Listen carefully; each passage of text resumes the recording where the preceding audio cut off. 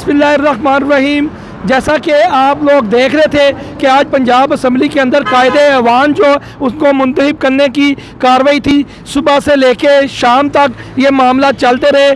Punjab assembly के अंदर जिस तरह आइन और कानून की धज्जियाँ उड़ाई गई वो भी आप लोगों ने देखा, और आखिर में आइन और कानून की हुक्मरानी हुई और मियाँ मोहम्मद हमजा शहबाज शरीफ साहब जो हैं वो पंजाब के वज़ीर आला मुंतखब हो गए हैं। और हम पाकिस्तान मुस्लिम लीग नून लेबर विंग की तरफ से उनको बेतहाशा मुबारकबाद पेश करते हैं। मैं अपने सदर लेबर विंग पंजाब सैयद मुश्ताक हुसैन शाह की तरफ से, अपने जनाब जनरल सेक्रेटरी जनाब चौधरी सज्जाद गुज्जर साहब की तरफ से, और कायम मकाम सदर जो लेबर विंग लाहौर हैं चौधरी तनवीर निसार गुज्जर साहब, उनकी तरफ से उनको बेतहाशा मुबारकबाद पेश करता हूँ। उम्मीद करता हूँ कि इंशाअल्लाह वो पंजाब के अंदर जो एक सिलसिला टूटा था खादमे वाला पंजाब मियाँ शहबाज शरीफ साहब की हुकूमत के जाने के बाद, वो उधर से शुरू होगा इंशाअल्लाह। पाकिस्तान जिंदाबाद।